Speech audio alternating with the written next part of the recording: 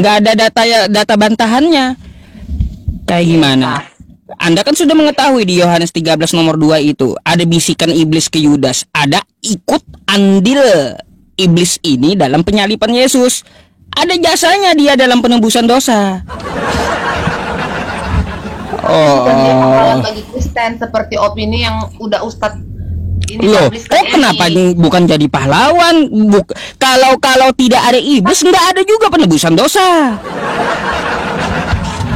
Tapi bukan berarti pahlawan kan Ustadz. Di sini kan opini Ustadz kan seolah-olah kami berteman dengan Kristen, dengan iblis, dan harusnya kalau di sini kan pahlawan itu tahu nggak opini dari apa arti dari opini Ustadz ini? Pahlawan itu kan ada sebuah jasa yang dia lakukan, kan kayak gitu, betul? Dia bukan berjasa Ustadz, dia memang setan itu. Memang gunanya perannya itu yang memang merasuki manusia, nggak harus Kristen, nggak harus siapa manusia, nggak mandang Kristen, nggak mandang Muslim, nggak mandang siapa dia. Aduh, iya nanti panjang kali lebar Mbak, bumi 4 penjuru, segi 4 bumi pula nanti.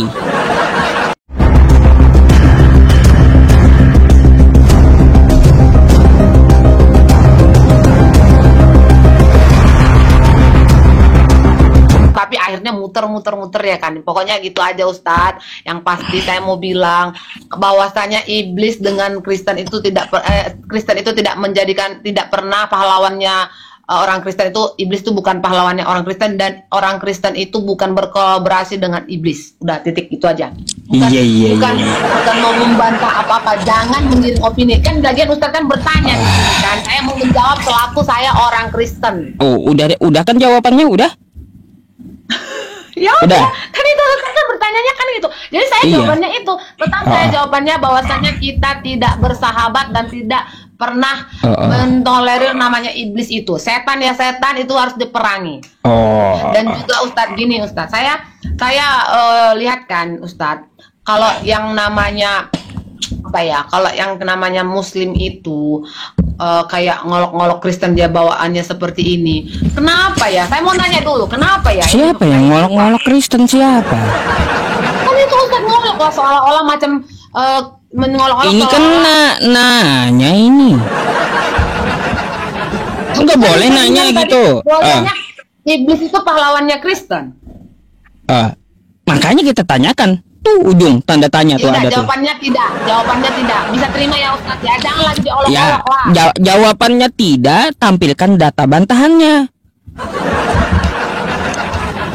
Itu aja sih yang saya minta.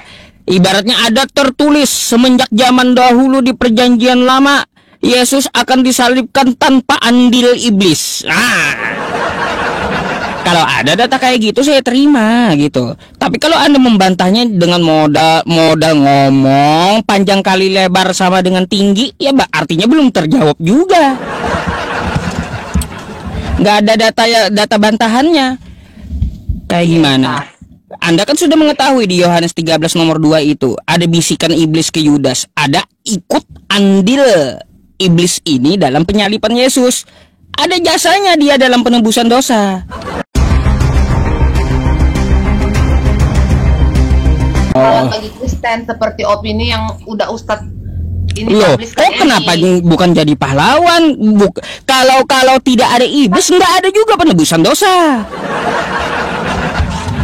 Tapi bukan berarti pahlawan kan Ustadz. Di sini kan opini Ustadz kan seolah-olah kami berteman dengan Kristen, dengan iblis, dan harusnya kalau di sini kan pahlawan itu tahu nggak opini dari apa arti dari opini Ustadz ini? Pahlawan itu kan ada sebuah jasa yang dia lakukan, kan kayak gitu,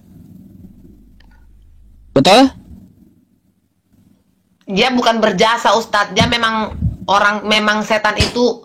Memang gunanya perannya itu yang memang merasuki manusia, nggak harus Kristen, nggak harus siapa manusia, nggak mandang Kristen, nggak mandang Muslim, nggak mandang siapa dia. Aduh, iya nanti panjang kali lebar Mbak, bumi 4 penjuru, segi 4 bumi pula nanti.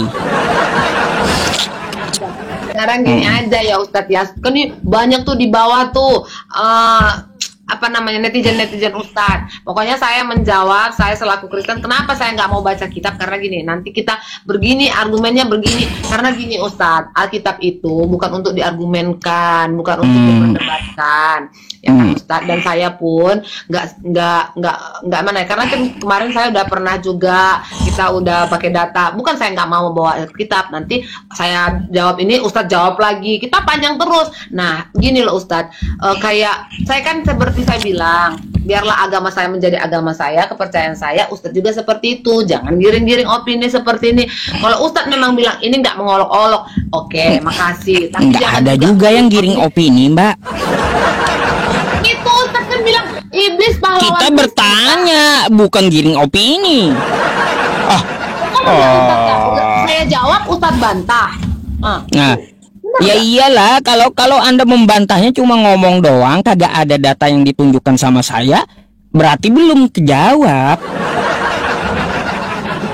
Nggak bisa sama saya itu modal ngomong doang. Lagi pula ini judul dari rekomendasi netizen ini yang nonton gitu.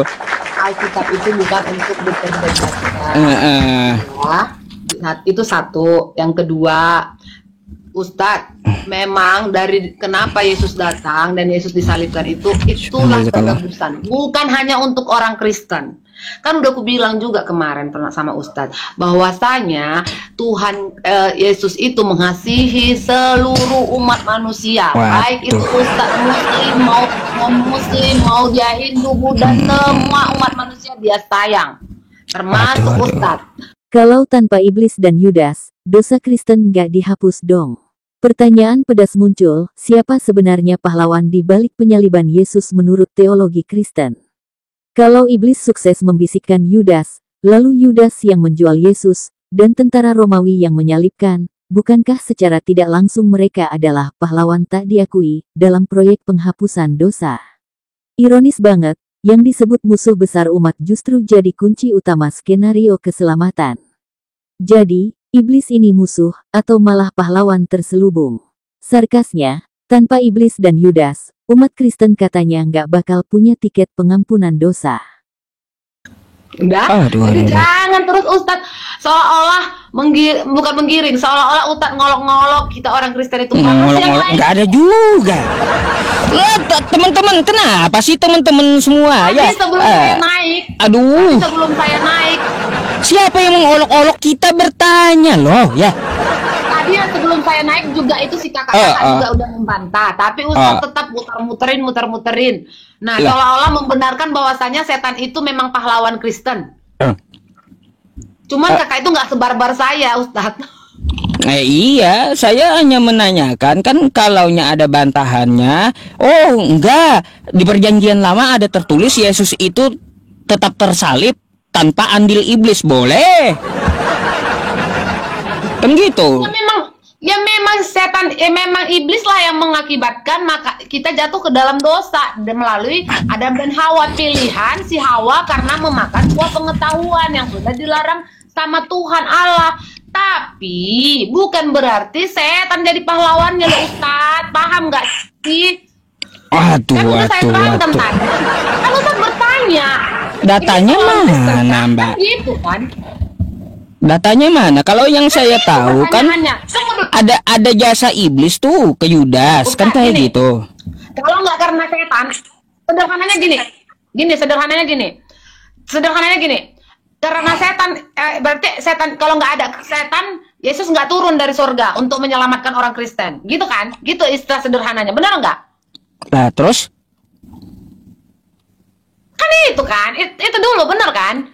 Ya, tampilkan datanya sama saya, bantahannya mana, kan kayak gitu. Bukan loh, maksud bahasa pertanyaan Ustadz ini sederhananya penjabaran saya, kalau nggak ada iblis, Yesus tidak turun, tidak mati di kayu salib, dan Yesus tidak disalibkan, Yesus tidak lahir, dari lahir, Yesus tidak ada di dunia, Yesus tidak sampai disalibkan. Itu kan, itu meaning dari iblis pahlawan Kristen kah? Ini kan, itu kan. Tanda tanya. Iya, kalaunya tidak ada iblis, ya tidak ada iblis, tidak ada penyalipan, bukan berarti tidak ada Yesus.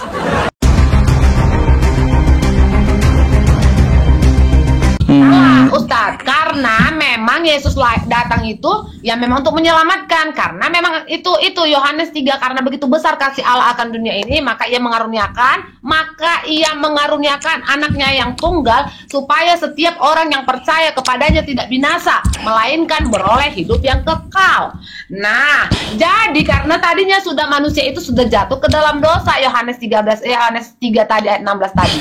Nah, jadi Ustadz, bukan berarti karena karena Yesus itu lahir karena manusia sudah lahir di rahim Maria, datang melalui rahim Maria, lahir, besar dan menggurui 12 muridnya dan banyak sahabatnya, ya kan? Nah, sampai kemana-mana tetap enggak nyambung jawabannya. Ujungnya pembahasan Ustadz ini enggak nyambung jawabannya, kemana-kemana, ke murid apa ya teman-temannya. Maksudnya penjabat. Aduh, saya nyari data bantahan dulu ya. Oke lah, udah. Intinya buat teman-teman, ini ada 19.000 orang. Pokoknya jawaban dari saya, salah satu orang Kristen, iblis pahlawan Kristen itu tidak. Jawabannya tidak ya, tidak. Kristen itu, iblis itu bukan kalau bukan temennya Kristen, bahkan itu musuh. Ada lagi kalau lagu sekolah minggu ada dia gini, Ustaz. Iblis itu musuh kita, ia lari seperti singa, dia menyerang sana sini, gitu dia, Ustaz. Jadi memang iblis itulah pekerjaannya, menggodai.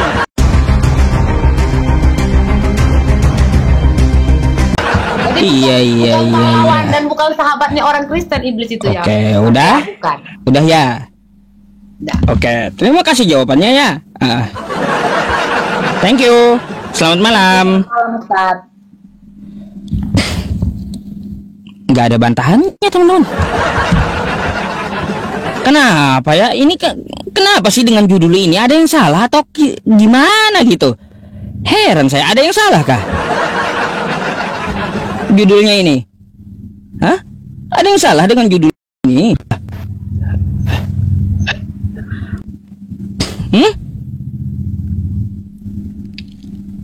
Hah? Ada yang salah?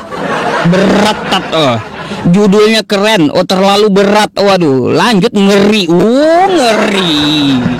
Iya, saya kan hanya bertanya tuh ya, silakan kalian berikan jawabannya, data bantahannya, saya dengerin jawaban kalian semuanya gitu ya, nggak usah panas gitu. Pada kejang-kejang teman-teman di bawah. Heran saya, padahal kan saya menampilkan data ya, sebuah dalil. Ini judul memang betul dari netizen yang menonton video saya ya. Nah, saya udah tahu masalahnya, judul dari netizen ini semenjak dulu ya. Dalilnya ada juga, dalilnya iblis berjasa ketika dia membisiki Yudas.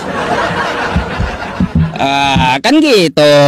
Teman-teman semuanya ya, sebelum saya lanjut, banyak yang kejang-kejang nih teman-teman, banyak kali yang minta naik teman-teman.